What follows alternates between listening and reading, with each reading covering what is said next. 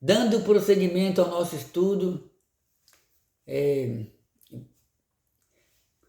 acabou que não foi possível dar prosseguimento através daquele estudo, então de novo aqui nós vamos estar gravando aqui um segundo vídeo.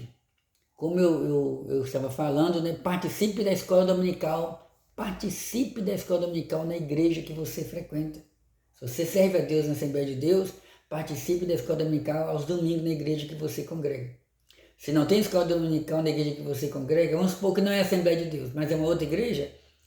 Se não tem escola dominical lá e você tem desejo de conhecer a palavra de Deus, visite uma outra igreja, domingo pela manhã, Assembleia de Deus, participe da escola dominical. E se na sua igreja tem culto de ensinamento, vá, participe dos cultos de ensinamento e você vai conhecer cada vez mais a palavra do Senhor.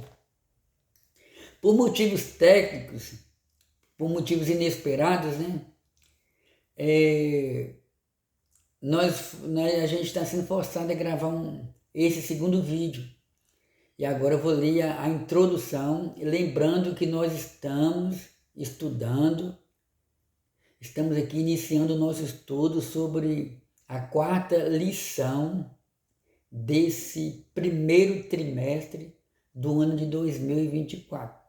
Estamos estudando submisso ao tema a Igreja e o Reino de Deus.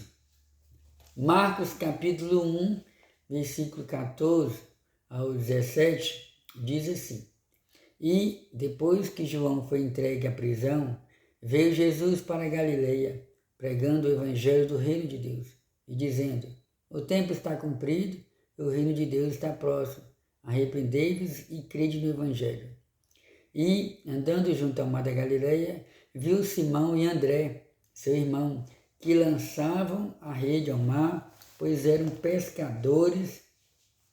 E Jesus lhe disse: Vinde após mim, e eu farei que sejais pescadores de homem. Vamos para a introdução. O nosso estudo bíblico será baseado nessa referência bíblica que acabamos de ler. A introdução nos diz assim: a Bíblia apresenta Deus como um rei. Vamos observar aqui a referência bíblica. A Bíblia apresenta Deus como um rei, porque o estudo da palavra de Deus, o estudo bíblico deve ser baseado na Sagrada Escritura. Salmos de número 47, versículo 6, está escrito assim: Deus reina sobre as nações, Deus se assenta sobre o trono da sua santidade. Então a Bíblia apresenta Deus como um rei. Ele é rei, ele é soberano, ele é o rei dos reis, ele é o Senhor dos senhores, que exerce o seu governo e domina sobre tudo que há. Salmos de número 22, versículo 28. Vamos observar o que o escritor aqui deixou para nós. Porque o reino é do Senhor e ele domina entre as nações. Sobre o seu reino, governa soberanamente. Nessa lição, apresentaremos uma compreensão do reino de Deus a partir de sua natureza e da sua relação com a igreja. Nesse aspecto, mostraremos o reino divino na sua dimensão universal e soberana, bem como sua realidade, presente e futura. A igreja é vista como parte desse reino e, por isso, Deus a estabeleceu para viver, pregar e manifestar a vida do reino divino. Glória a Deus. Então, amados, aqui na introdução, nós já observamos que o comentarista, ele quer nos mostrar que existe um Deus que governa todas as coisas. É o Senhor dos exércitos. É o Deus de Abraão, Isaque e Jacó. Ele está sentado sobre um alto e sublime trono, como diz a palavra do Senhor. Ele domina sobre as nações.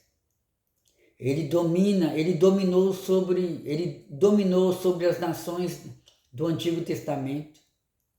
Ele dominou sobre as nações do Novo Testamento.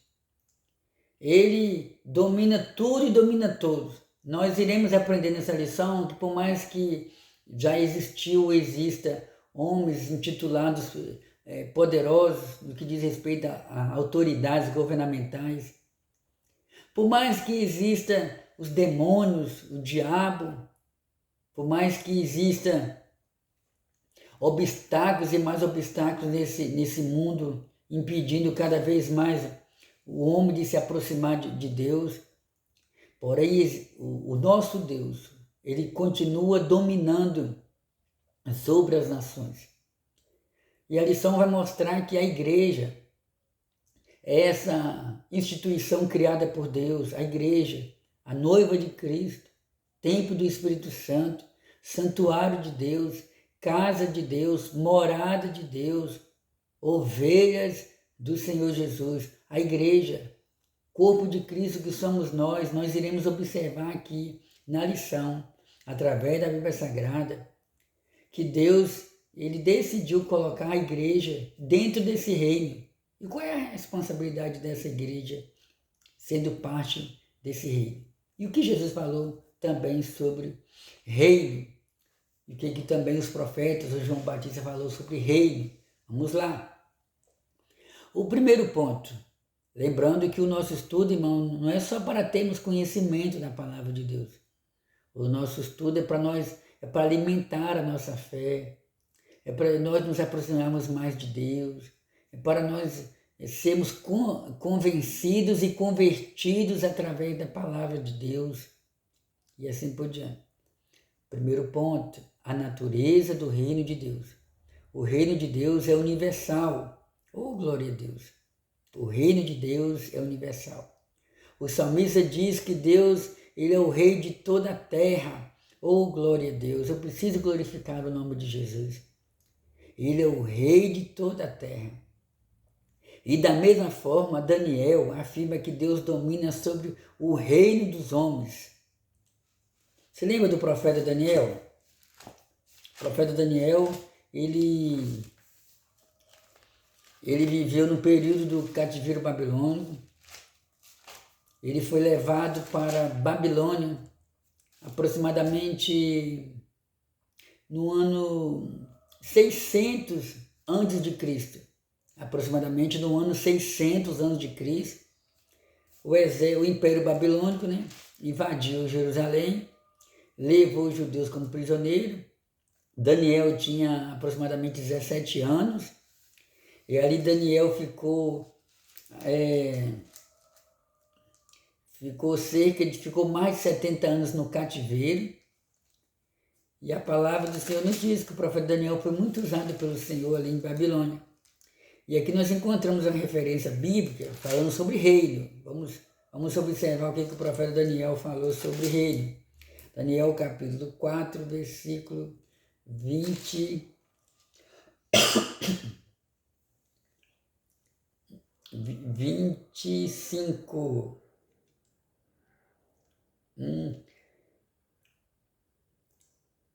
Serás tirado de entre os homens, e a tua morada será com os animais do campo, e te farão comer erva como os bois, e serás molhado do orvalho do céu. E passar-se-ão 7 tempos por cima de ti, até que conheças que o Altíssimo tem domínio sobre o reino dos homens, e o dá a quem quer. E o dá a quem quer. Então, amados irmãos, em qual contexto o profeta Daniel falou sobre isso? A palavra do Senhor nos diz que o rei Nabucodonosor, ele teve um sonho. E ele sonhou com uma árvore grande, ele sonhou com raízes que tinham nessa árvore, tronco que tinha nessa árvore, galhos que tinha nessa árvore, folhas que tinham nessa árvore. E nesse sonho ele teve a visão. E a visão mostrava que essa árvore estava sendo derrubada. E Deus havia dito que não era para arrancar essa árvore pela raiz. E o rei Nabucodonosor não entendeu o significado daquele sonho. E ele então chamou os astrólogos, os magos, os macumbeiros, feiticeiros, e ninguém foi capaz de trazer o significado daquele sonho para o rei Nabucodonosor. E olha só o que a palavra do Senhor está nos dizendo aqui. Cadê? Mas por fim entrou Daniel na presença, mas por fim entrou na minha presença Daniel. Aí Daniel foi levado até a presença de Nabucodonosor, e Daniel trouxe o significado daquele sonho para o rei Nabucodonosor. E aquele sonho significava que o rei Nabucodonosor iria ser tirado do seu reinado, e o rei Nabucodonosor iria comer, iria viver como se fosse um animal, iria ficar afastado do seu reino durante 7 anos. E aqui nós encontramos o Daniel falando para o rei. Você será tirado de entre os homens, e a tua morada será com os animais do campo, e te farão comer erva como os bois, e serás molhado do orvalho do céu, e passar-se-ão 7 tempos por cima de ti, até que conheças que o Altíssimo tem domínio sobre o reino dos homens, e o dá a quem quer. Então, amados irmãos, Nabucodonosor teve que experimentar a ira desse Deus Todo-Poderoso. Deus havia abençoado Nabucodonosor, mesmo ele sendo ímpio, Deus permitiu a prosperidade dele. Porém, chegou um ponto que Nabucodonosor pensou que tudo aquilo que ele havia conquistado, o império da Babilônia, o maior império do seu tempo, um dos maiores impérios da antiguidade, um dos maiores impérios dos tempos bíblicos do Antigo Testamento, Nabucodonosor se engrandeceu ao ponto de imaginar: Babilônia que eu construí com as minhas mãos. Então, ele se deixou levar pelo sentimento de exaltação, e Deus, na nossa linguagem popular, puxou o tapete dele para que ele conhecesse que existe um rei acima dele. E Daniel aqui falou, né? Para que você conheça que o Altíssimo tem domínio sobre o reino dos homens e o dá a quem quer. Então, toda aquela humilhação que Nabucodonosor passou, ele passou ela com várias finalidades. Deus permitiu, Deus ordenou que ele passasse por aquela situação de humilhação para que ele entendesse que existe um governo celestial, existe um Deus que é rei, está sentado sobre um alto e sublime trono, e ele domina sobre todos os reinos. Ele dá esse rei a quem ele quer. Ele dá os tronos da terra a qualquer pessoa que ele quiser. Então vamos prosseguir aqui. Então Daniel afirma que Deus está acima dos reinos dos homens. Assim, as Escrituras revelam um importante aspecto da natureza do reino de Deus, a sua universalidade. Deus é o Rei universal, e como tal tem domínio absoluto sobre a sua criação. Deus tem domínio sobre o sol. Tem um texto na Bíblia que fala que Deus ordenou, tem um texto na Bíblia que fala que Josué estava em uma guerra, o dia estava se acabando, e Josué, que foi o sucessor de Moisés, Josué então ora. E Josué orou falando: sol, detém-se. Ou seja, na linguagem de Josué queria que o sol esperasse mais um pouco, e que a noite demorasse mais um pouco para a chegada. Josué queria um tempo a mais para lutar com seus inimigos. E hoje nós aprendemos, né, que o sol fica, até onde eu me recordo, né, o sol fica parado, e a terra gira ao redor do sol. Hoje nós temos esse entendimento. Mas o que vem ao caso aqui, inclusive se eu estiver errado na minha expressão, os irmãos têm liberdade para me corrigir aí, se quiser fazer um comentário, tá bom? Então, o que eu quero dizer? Eu quero dizer que Deus controla o sol, Deus controla a lua, porque aqui a lição está falando que Deus tem domínio absoluto sobre a sua criação. O que é criação? Deus criou a lua, tem domínio sobre a lua, sobre o sol, sobre as estrelas, sobre os mares, sobre os rios, sobre a natureza e sobre o homem, entre outras coisas que Deus tem domínio. Então nós glorificamos a Deus, que Deus ele é o Senhor absoluto. Deus também domina sobre os reinos, sobre os governos humanos, bem como sobre as hortes angelicais. Você sabe o que são hortes angelicais? Se você imaginou, se você respondeu anjos, parabéns. Deus também tem poder sobre as hortes angelicais. Vamos observar o que se encontra aqui no capítulo 4 de Daniel. Cadê? Versículo 35.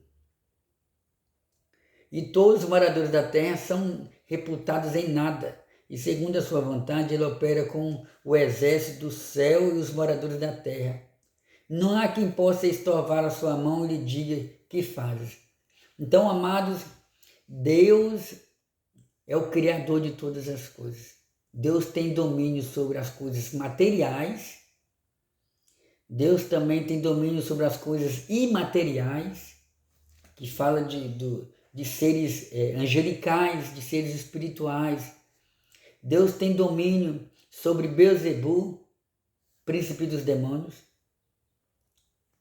que dentro da cultura judaica o príncipe dos demônios possuía esse nome, Beelzebu.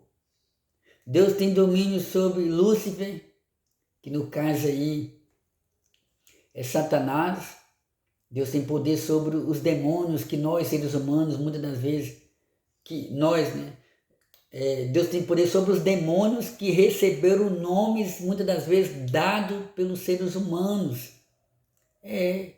Como por exemplo, Exu Caveira, Maria Mulambo, Cosme Damião. Então, muitos demônios que existem nesse mundo receberam nomes dados pelos próprios seres humanos, ou por alguns seres humanos.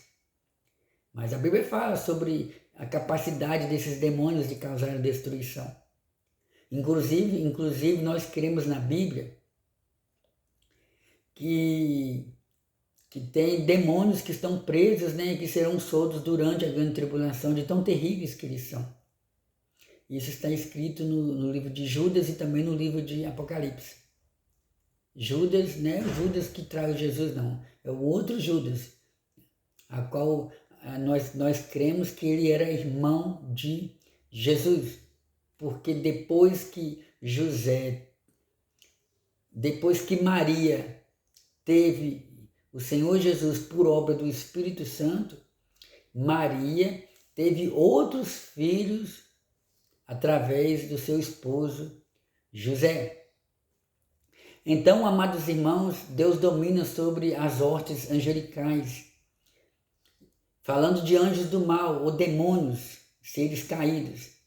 E Deus também domina sobre os anjos bons.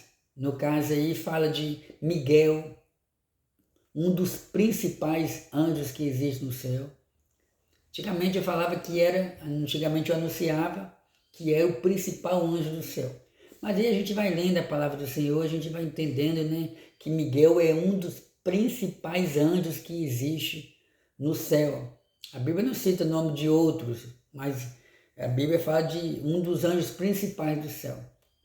Então, a Bíblia fala sobre Miguel, a Bíblia fala sobre Gabriel, a Bíblia fala sobre querubins, a Bíblia fala sobre serafim, e assim por diante. Tem até um texto no livro de Salmos, que o anjo do Senhor acampa ao redor daqueles que o temem e os livra. Então Deus tem poder sobre os anjos também. Eu até lembrei de um texto bíblico, que uma certa vez Deus enviou um anjo contra o exército da Assíria. E esse anjo, estou falando de um anjo só. E esse anjo ele matou 185 mil soldados do exército da Síria, que estava ali lutando contra o povo de Israel. Então a gente vê a capacidade que tem o poderio que habita sobre esses anjos, porém é um poderio com limites. Deus criou eles, mas Deus também colocou limites sobre as suas ações, mostrando que Deus tem domínio sobre os anjos, sobre os demônios. Mas não é para você sair daí, não é para você sair por aí querendo expulsar demônios em nome de Miguel. Sai em nome de Miguel. Amarra ele, Gabriel. Não faça isso. Porque não existe nenhuma base bíblica, não existe nenhum ensinamento bíblico, não existe. Não existe uma passagem bíblica, não existe uma passagem bíblica, olha só, na Bíblia Sagrada existe 31.173 versículos. E eu não encontrei nenhum texto bíblico, já li a Bíblia algumas vezes, e eu não encontrei, e se você encontrar, você pode colocar um comentário aqui embaixo, eu encontrei uma referência bíblica mostrando os profetas curando alguém em nome de um anjo. Eu vi os apóstolos curando uma pessoa em nome do arcanjo Miguel, em nome de Gabriel. Se você encontrar, você pode fazer um comentário embaixo aqui. Porque não existe nenhuma passagem bíblica, nenhuma orientação bíblica falando que o crente deve expulsar demônios em nome de Miguel, em nome de Gabriel, em nome dos querubins, seja lá em nome de qual anjo. Não existe. O crente que age dessa maneira, o crente que sai por aí fazendo a obra de Deus, expulsando demônios em nome de Miguel, está agindo de forma errada. De forma errada. Quem expulsa os demônios é Jesus Cristo. Tanto é que na oração nós falamos, sai em nome de Jesus. Está derrotado em nome de Jesus. Amarra ele. Muitos crentes usam expressões diferentes, né? Amarra ele, queima ele, mas o certo é que quem derrota o inimigo de nossas almas é Jesus. É Jesus. Não foi dada autoridade nenhuma para esses demônios expulsarem demônios. Esses anjos expulsarem demônios. Cada um tem uma finalidade diferente do reino de Deus. E o que eu estou falando aqui não é coisa da minha cabeça, não. Você pode ler a Bíblia aí. E você tem lido a Bíblia? Vai aqui um conselho. Leia a Bíblia. Pare de ficar vivendo pela cabeça dos outros. Pare de ficar falando, eu acho isso, eu acho aquilo, eu acho que a Bíblia está errada, eu acho que a Bíblia tem que ser reeditada, reescrita. A Bíblia tem erros e assim por diante. Pare de ficar vivendo de filosofias das pessoas, pare de ficar vivendo de acordo com o que as pessoas falam. Procure viver a sua vida cristã, procure ter uma experiência com Deus, procure ler a Bíblia, procure estudar a Bíblia, e você vai ver que não existe erros na Sagrada Escritura, na Palavra de Deus. Na Palavra de Deus, naquilo que o Senhor falou. Vamos observar a soberania divina e os acontecimentos do mundo. Observamos que, embora o mundo siga o seu curso, Deus não perdeu nem deixou de exercer domínio sobre ele, tampouco sobre o universo criado. Um Deus que tivesse o controle de tudo não seria Deus. Isso não significa dizer que ele seja a causa de tudo que acontece no mundo. Significa que, embora os homens e até mesmo o diabo e seus demônios tenham liberdade, permissão para agir neste mundo, contudo, essas ações,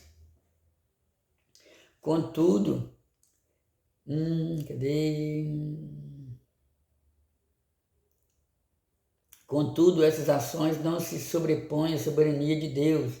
Assim, Deus domina sobre todos.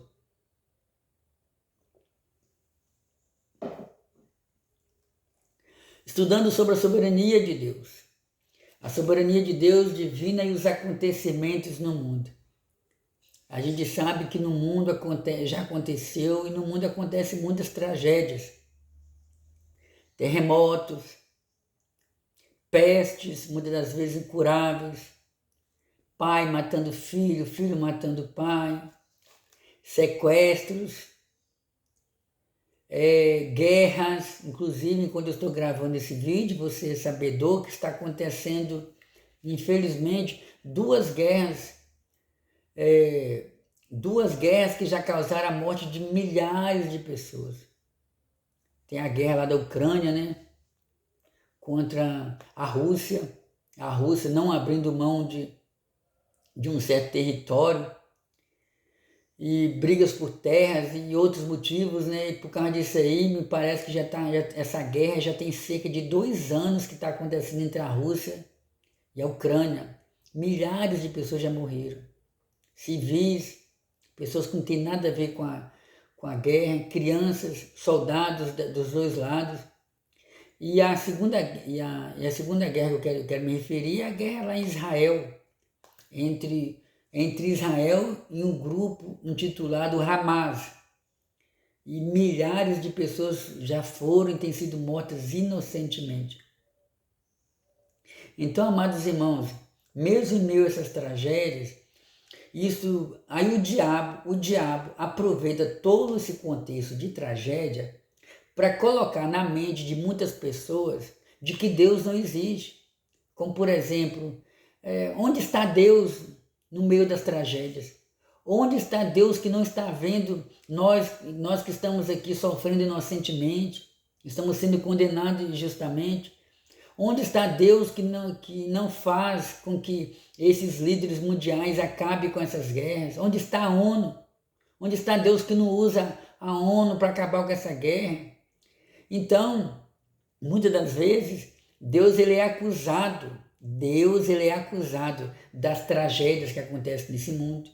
Deus ele é acusado das tragédias relacionadas a vendavais, ventanias, tempestades, enchentes, mortes de crianças inocentes, morte de crianças que às vezes morrem no ventre da mãe. Perdão. Então, muitas tragédias que acontecem nesse mundo, o diabo aproveita esse momento para afastar a pessoa de Deus, do seu Criador, afastar a pessoa daquela fé que ele tinha no Criador dos céus e da terra, e a pessoa começa a ficar em dúvida. Realmente, acho que Deus não existe não, porque se Deus existisse, nada disso estaria acontecendo. Não acredito que Deus, uma vez existindo, como pode permitir essas coisas, essas tragédias? Então, essas dúvidas costumam vir na nossa mente. Porém, irmãos, nós devemos entender que Deus ele é o Criador de todas as coisas. O ser humano, ele está envolvido em uma guerra espiritual. Nada disso que acontece no mundo é para estar acontecendo ou era para ter acontecido. Ouça bem, nenhuma dessas tragédias que está acontecendo no mundo estava nos planos de Deus. Nenhuma dessas tragédias estava no cronograma do Senhor, estava no projeto do Senhor. Nada disso. Porém, quando você começa a ler a Bíblia, você observa que Deus ele criou um homem reto. E Salomão escreve no seu livro, Eclesiastes, ele diz que Deus criou o homem reto, mas o homem procurou caminhos tortuosos.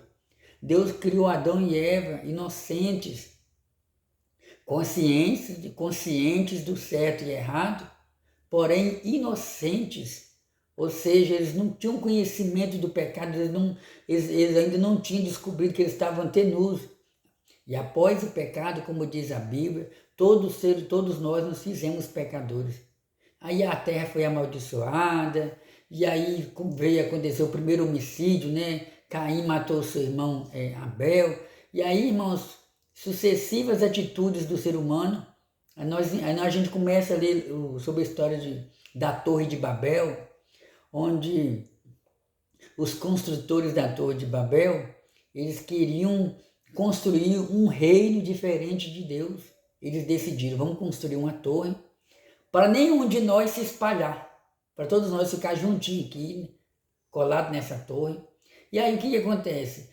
Nós seremos conhecidos, reconhecidos, nós seremos famosos e nós teremos condições de viver sem Deus.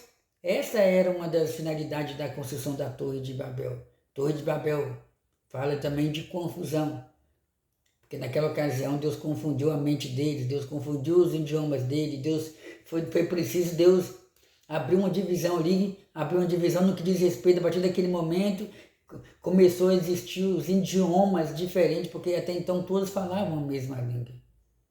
Então, tragédias e mais tragédias acontecem porque o homem cada vez mais tem se afastado de Deus. E também entra aí as profecias de Jesus. Mas a lição está nos mostrando que, embora o mundo siga o seu curso, Deus não perdeu nem deixou de exercer o seu domínio. Então Deus continua no domínio de todas as coisas. E também essas tragédias no mundo não significa isso não significa dizer que Deus seja a causa de tudo que acontece no mundo. Então, Deus não é a causa.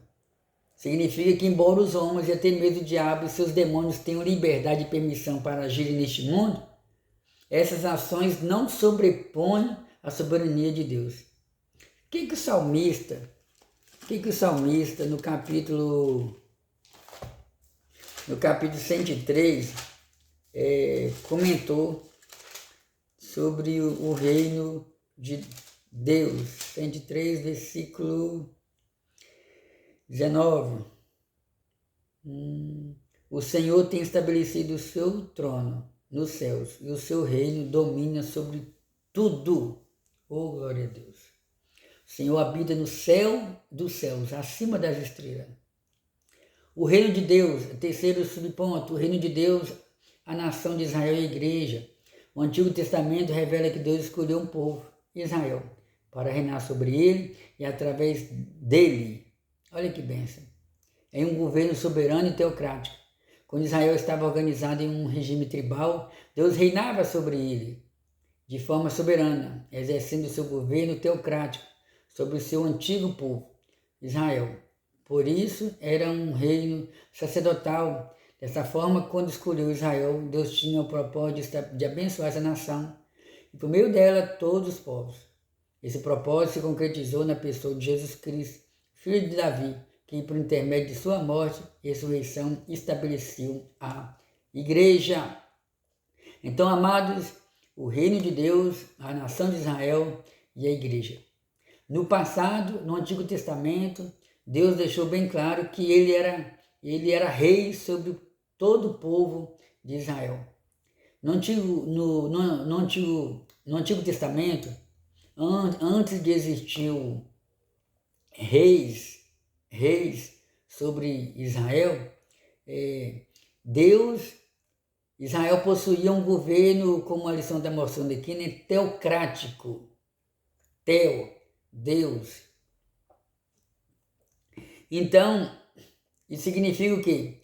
Significa que Deus governava sobre os governos de Israel. Em Israel tinha os juízes, em Israel tinha os profetas, tinha os sacerdotes, tinha os levitas, tinha os anciões, tinha os líderes das tribos. Porém, irmãos, até então Israel não tinha rei humano. E o Senhor, Deus Todo-Poderoso, era o único rei sobre Israel. Nesse governo teocrático, o povo ele era liderado de acordo às leis de Deus, de acordo com o que Deus falava através da sua lei.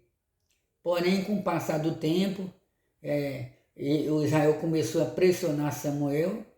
Nós queremos um rei, assim como as outras nações também têm um rei.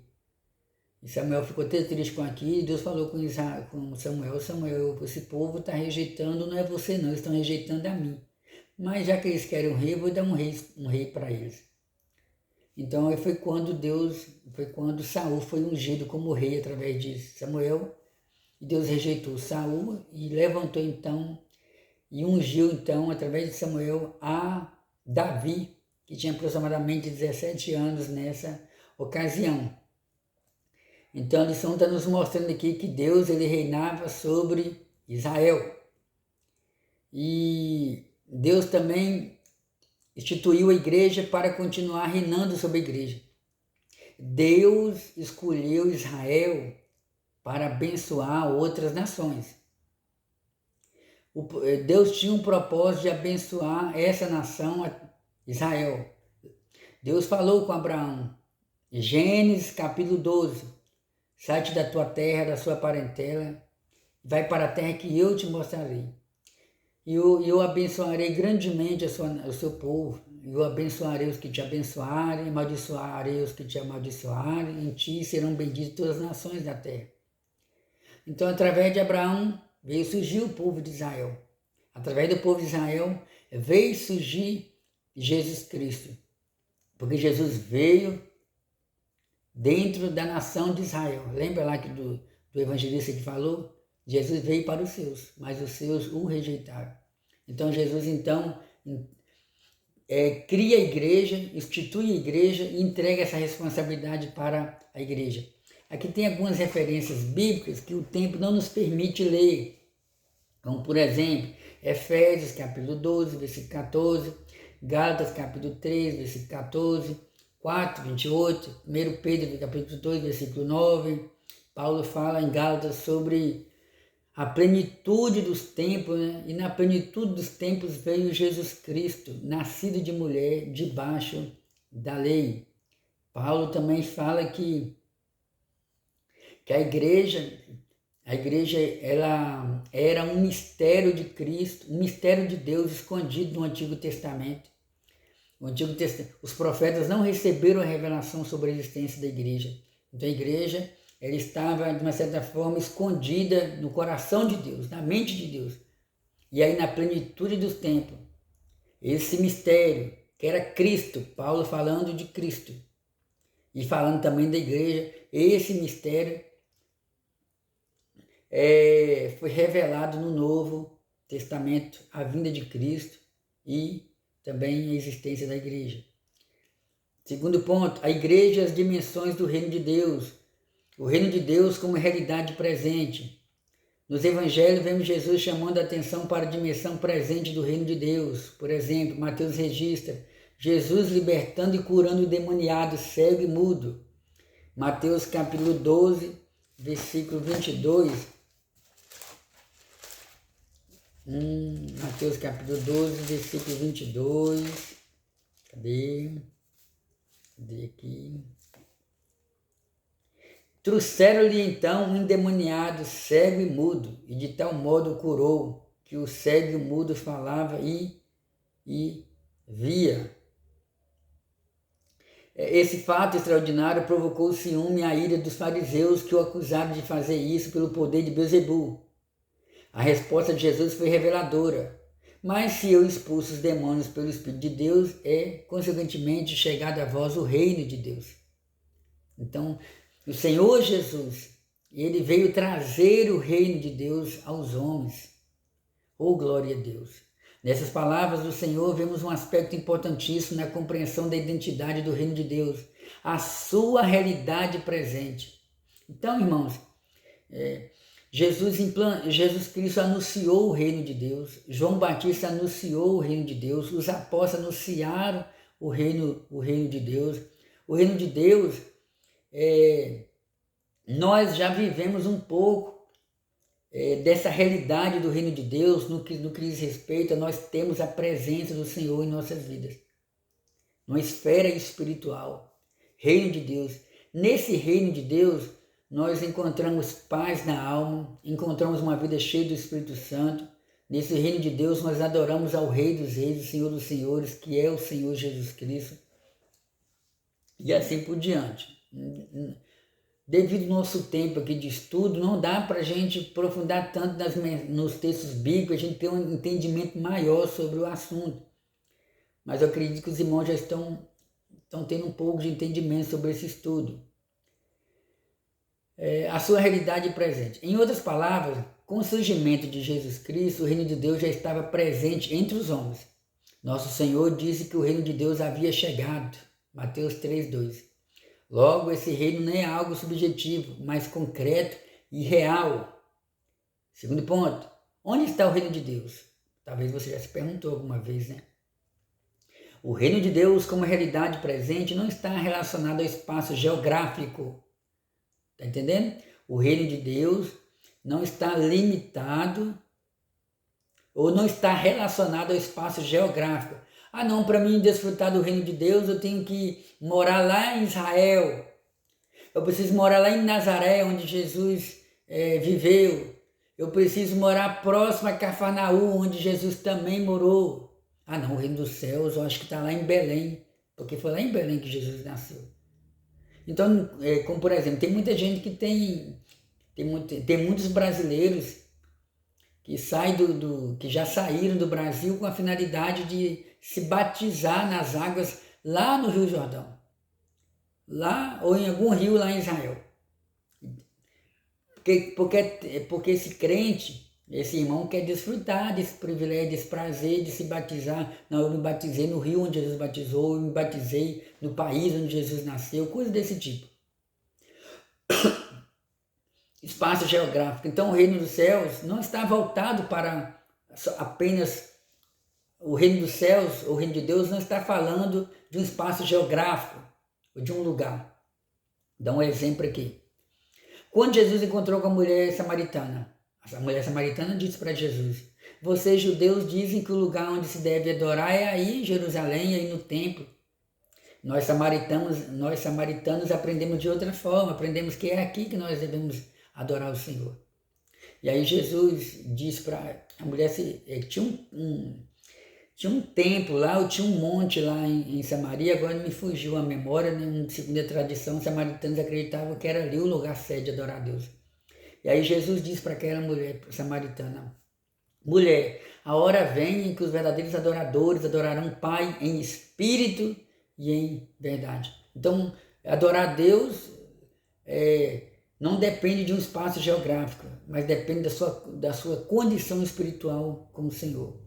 Ter o reino de Deus significa você estar com o coração aberto para deixar que o reino de Deus possa habitar dentro de você.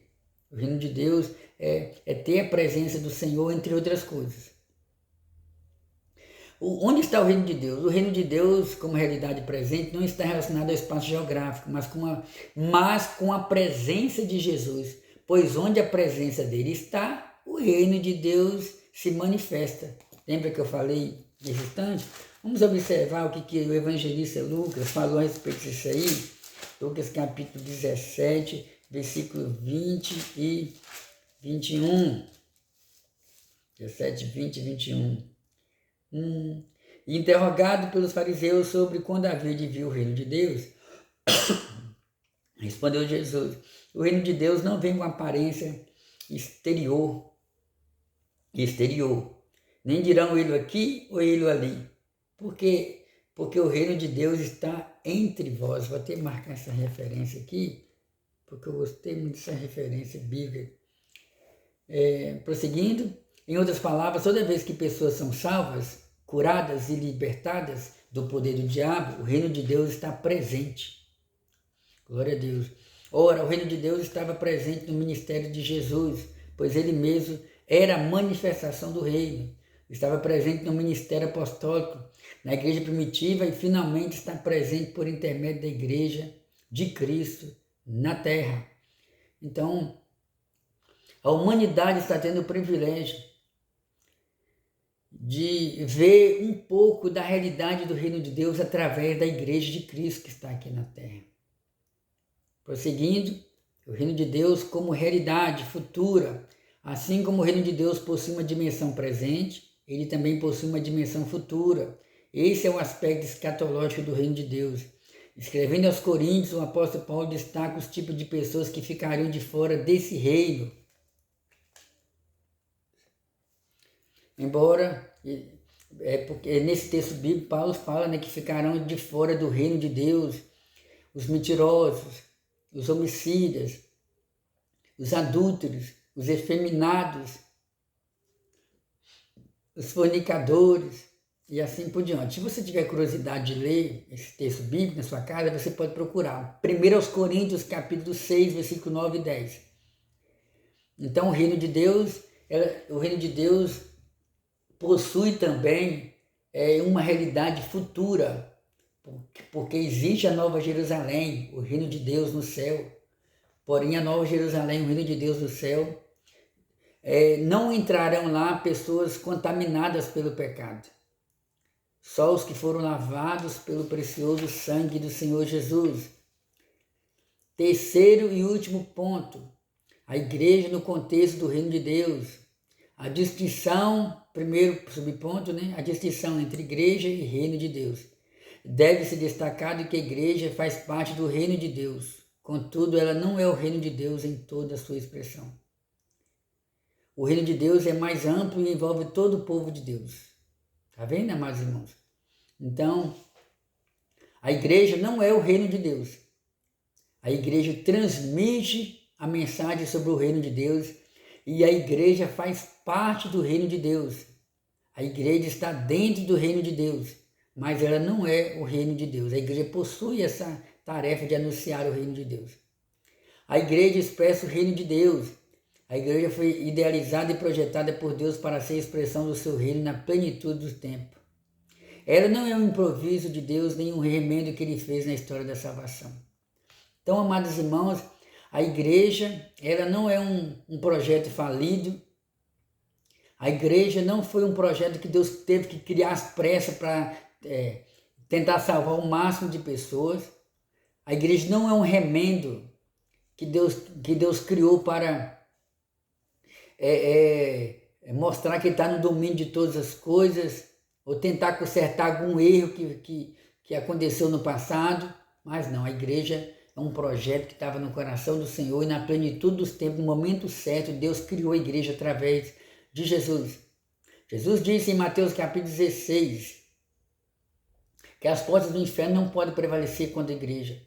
Jesus disse para Pedro e para os apóstolos: e sobre essa pedra, sobre a sua confissão, Pedro, edificaria minha igreja e as portas do inferno não prevalecerão contra ela. Se você tiver curiosidade, você pode ler esse capítulo de Mateus capítulo 16, que fala sobre a igreja. A primeira referência sobre a igreja no Novo Testamento. A igreja é a mensagem do reino de Deus. Pregar o reino de Deus é a importante missão da igreja. Falando aos presbíteros de Éfeso, Paulo recordou que pregou a eles o reino de Deus. Paulo ficou ali na cidade de Éfeso cerca de 3 anos, anunciando o pleno conselho de Deus. E Paulo também pregou falando sobre o reino de Deus. Quando já prisioneiro em Roma, vemos Paulo pregando o reino de Deus. Os novos na fé eram conscientizados da realidade do reino de Deus. O reino de Deus é a mensagem de esperança feita àqueles que o amam. Portanto, pregar a mensagem do reino é a missão da igreja. Essa missão só é executada quando a igreja local possui uma visão de reino. Tá bom, irmãos?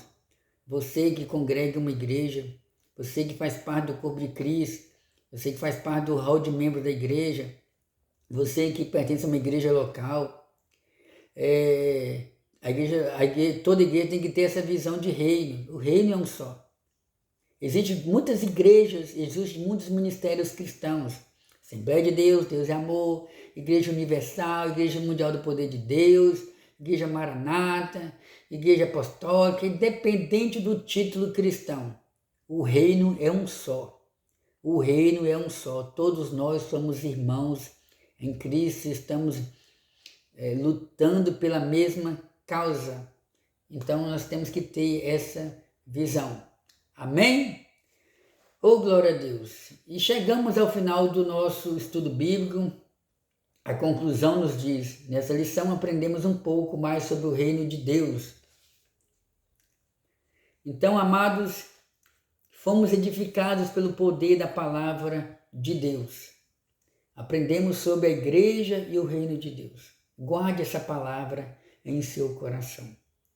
Eu quero convidar você, vamos orar? Amado Deus, quero agradecer ao Senhor pela vida de todos os inscritos aqui no canal Embaixadores de Cristo, Estudos Bíblicos. Pai, eu quero te pedir que venha transformar a vida de cada um, venha perdoar, venha encher com o teu Espírito Santo, venha curar, venha trazer alegria para esse coração. Papai querido, muito obrigado por essa palavra. Nos ajuda a entender que fazemos parte do reino de Deus, do reino do Senhor, e o Senhor é o Rei sobre todos os reinos da terra. Fica conosco para sempre, Pai. É o que nós te pedimos. Agradecemos em nome de Jesus. Oh, glória a Deus. Chegamos ao final, tá aqui ó, a palavra do Senhor. Chegamos ao final do nosso estudo bíblico. E eu convido você para o nosso próximo encontro, onde estaremos uma vez mais estudando a palavra do Senhor. Se você foi edificado por essa palavra, se o Senhor Jesus falou com você, dê o seu joinha, faça o seu comentário, compartilhe, principalmente, mais importante do que você dar o seu joinha, mais importante do que você comentar, é você compartilhar. Compartilhe essa palavra com pessoas que estão desviadas do Evangelho, pessoas que são ateus, pessoas espíritas, católicos, pessoas religiosas, pessoas que estão às vezes num presídio, no hospital, pessoas que estão fracas na fé. Compartilhe essa palavra, vamos plantar, vamos semear o amor de Deus, o poder de Deus. O mundo já está cheio de palavras de derrota, vamos semear palavras de esperança, amém? Que o Senhor Deus te abençoe ricamente, em nome de Jesus.